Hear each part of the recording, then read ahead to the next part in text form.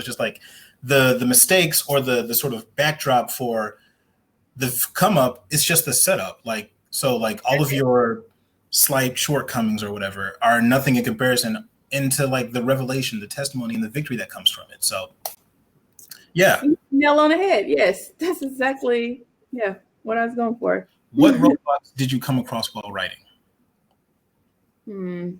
Time management.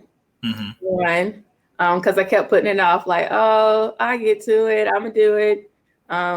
Another roadblock was finances, because like I didn't think writing a book would be this expensive.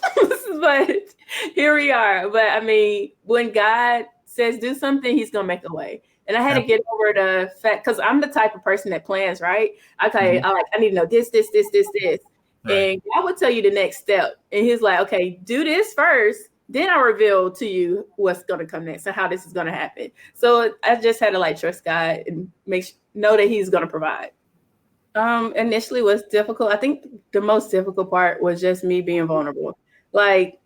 I'm about to be vulnerable with the whole world. In my head, the universe, like everybody's going to read this book.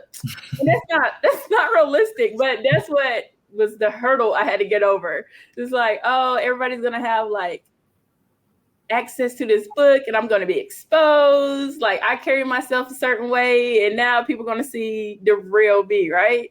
But I had to come to realize like that's the past and everybody has a past. So right. Cool. I want to bring up a quote we had like one online Q&A where we actually discussed the specifics of some of the edits and the notes that I gave her. And she said, and I quote, "I don't want people to think I'm Superhead." Yeah, I did say that.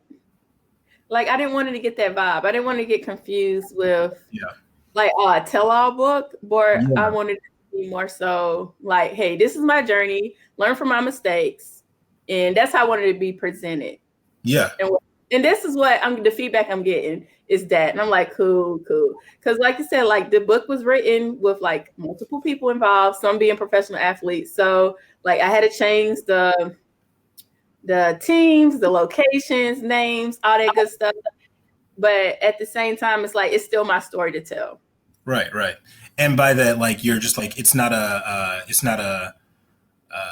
I think a lot of times when people are sharing their story, they think like their laundry list of mistakes, which everyone has, is going to be the highlight of the story.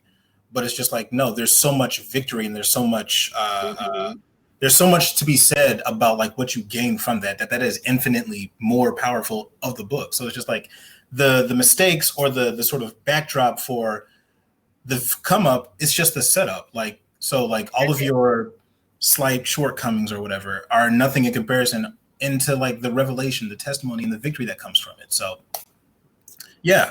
Nail on the head. Yes, that's exactly what I was going for.